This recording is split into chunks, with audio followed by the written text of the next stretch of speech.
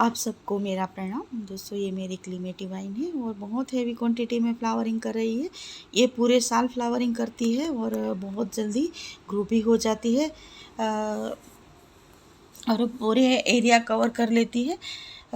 आप एक बार फ्लावरिंग आ जाए उसके बाद उसकी कटिंग प्रूनिंग कर लीजिए, थोड़ी सी खाद डाल लीजिए तो हैवी क्वांटिटी में फ्लावरिंग करती है।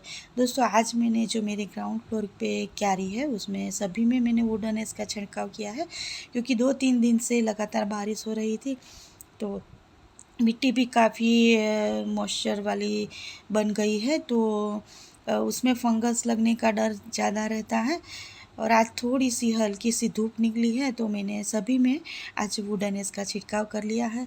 आपके पास कोई भी फंगीसाइड हो, पेस्टिसाइड हो तो आप भी इसी तरह बारिश रुकने के बाद आप महीने में कम से कम एक बार तो इसी तरह छिड़काव कर दीजिए। कुछ भी नहीं है तो हल्दी भी छिड़काव कर सकते हैं। ये मैं जो गार्डन का कचरा निकलता है उसको इसी तरह बोरी में भरती रहती हूँ। इसका यूज़ मैं गमला भरने के लिए करती हूँ या तो फिर सॉइल बनाने में करती हूँ। उसके ऊपर मिट्टी डाल देती हूँ तो सॉइल भी बहुत बहुत अच्छी मेरी रिच सॉइल बन जाती है। या तो फिर जब भी कोई गमला भरती हूँ तो उसमें नीचे ये कचरा डाल देती हूँ। इसके कारण आपको खाद की भी ज़्यादा ज़रूरत नहीं पड़ेगी और आपकी मिट्टी भी बहुत रिच और पोरस बनेगी। दोस्तों, इसी तरह वुडन एस में हमेशा महीने में एक बार तो हर सीजन में डालती हूँ, ताकि उसमें है ना बहुत सारे पोषक तत्व भी होते हैं जो हमारे पौधे के लिए ज़रूरी होते हैं और साथ में इंसेक्टिसाइड पेस्टिसाइड का भी काम करता है। तो उसको मैं महीने में एक बार ज़रूर से यूज़ करती हूँ। और ये जो मैग्नीशियम सल्फेट आप यूज़ करते हैं उसकी जगह में एप्सम सॉल्ट जो आप यूज़ करते हैं उसकी जगह आप वुडन एस यूज़ करेंगे तो भी उसका यही रिजल्ट मिलता है। आज मैंने यहाँ पे जो मैक्सिकन पिटूनिया लगा था, 2 साल से मेरे यहाँ पे प्लांट लगे थे तो मैंने निकाल के दूसरी जगह शिफ्ट कर दिया है और उसकी बहुत सारी मैंने कटिंग भी लगा ली है। 3 कलर की मेरे पास है मैक्सिकन पिटूनिया। तो आज मैं यहाँ पे ये जो मेरीगोल्ड के प्लांट मेरे तैयार हो गए हैं उसी को लगाऊंगी। तो उससे पहले मुझे ये सॉइल तैयार करनी है। तो मैंने पहले तो अच्छी तरह उसकी गोड़ाई कर ली है और कचरा था वो हटा लिया है और उसके बाद ये राइस हस्क वुडनेस और जो गोबर की खाद है उसको तीनों को मैं अच्छी तरह ये पूरी लाइन में डाल दिया है। और इसके बाद डालने के बाद उसको सभी को अच्छी तरह अंदर मिक्स कर लूँगी। जो गोबर की खाद लेंगे वो अच्छी सड़ी हुई होनी चाहिए, या तो फिर आप वर्मी कंपोस्ट या तो किचन वेस्ट कंपोस्ट भी ले सकते हैं। इसी तरह आप सॉइल में डालेंगे तो आपकी सॉइल बहुत अच्छी बनेगी, इसमें इंसेक्ट भी नहीं लगेंगे और राइसस के कारण पोरस मिट्टी बनेगी। वुडन एस के कारण उसमें फर्टिलाइज भी होगी और इंसेक्ट भी नहीं लगेंगी। और गोबर की खाद में तो बहुत सारे पोषक तत्व रहते हैं जो हमारे प्लांट के लिए उपयोगी है, जिसके कारण बहुत अच्छे से प्लांट ग्रो करेंगे। मैंने टेरेस पे बहुत सारे मैरीगोल्ड के प्लांट तैयार कर लिए हैं, कुछ कटिंग से भी तैयार किए हैं और कुछ बीज से ग्रो हुए थे। बीज से जो ग्रो हुए थे उसकी मैंने पिंचिंग कर दी थी। पिंचिंग करने के बाद उसमें अब दूसरी ब्रांचेस निकल आई है और ये पिंचिंग करने के बाद जो कटिंग निकली थी उसको भी मैंने लगाया था तो वो भी बहुत अच्छी तरह चल गई है। ये ग्रो बैग मैंने ये गार्डन का कचरा और मिट्टी को मिक्स करके बनाया है तो बहुत अच्छा एकदम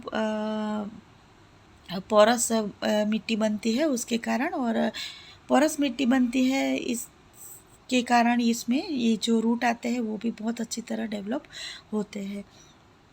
मैं तो कुछ अलग कटिंग लगाने के लिए सॉइल यूज़ नहीं करती, इसी सॉइल में लगाती हूँ तो बहुत अच्छी तरह कटिंग भी लग जाती है और मेरे प्लांट भी तैयार हो जाते हैं।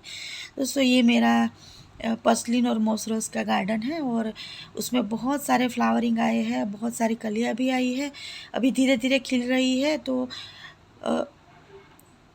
ये एक बार मैंने उसकी कटिंग प्रूनिंग कर दी थी, उसके बाद फिर से हैवी क्वांटिटी में फ्लावरिंग हो रही है और देखने में भी ये बहुत सुंदर रंग बिरंगी लग रहा है। दोस्तों उसकी एक मैं निकाल के दिखाती हूँ, जो मैरीगोल्ड की कटिंग लगाई थी। तो कितनी अच्छी उसकी रूट बन के निकली है। देखिए ये 15 दिन भी नहीं हुआ मैंने ये कटिंग लगाई थी, तो कितनी अच्छे से उसकी ये कटिंग तैयार हो गई है। दोस्तों आप भी इसी तरह कटिंग तैयार कर लीजिए, तो बहुत सारे पौधे आपके मैरीगोल्ड में तैयार हो जाएंगे। और जो भी बड़े होते जाते हैं प्लांट, उसको पिंचिंग करते जाइए और इसी तरह कटिंग लगाते जाइए, तो आपके गार्डन में मैरीगोल्ड के फ्री में बहुत सारे प्लांट बन जाएंगे। ये मैं नीचे लेके आई हूँ और इसके बाद सभी को मैं इसी पूरी लाइन में लगा दूँगी। लगाने से पहले मैंने उसके जो प्लांट है उसके कलर के हिसाब से अलग कर लिया है। जो ग्रीन कलर के है उसको अलग कर लिया है, और रेड कलर की डंडी वाले उसको अलग कर लिया है, ताकि फ्लावरिंग लगे तो साथ में अलग अलग फ्लावर उसके आ सके। दोस्तों इसी तरह ये एक अच्छे से थोड़ा सा खड्डा कर लेना है, और उसके अंदर ये जो प्लांट है वो अच्छी तरह लगा देना है, और फिक्स भी कर देना है, ताकि वो अच्छे से लग जाए और उसमें हवा ना रह सके।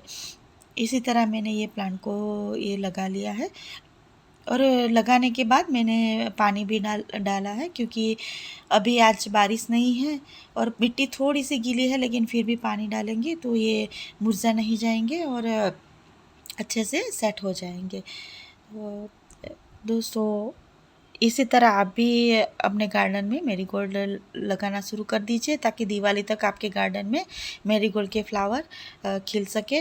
दोस्तों मेरा ये वीडियो आपको अच्छा लगा तो लाइक शेयर और सब्सक्राइब ज़रूर कीजिएगा। फिर मिलते हैं नई वीडियो में नई जानकारी के साथ। तब तक के लिए बाय, हैप्पी गार्डनिंग, जय श्री कृष्ण।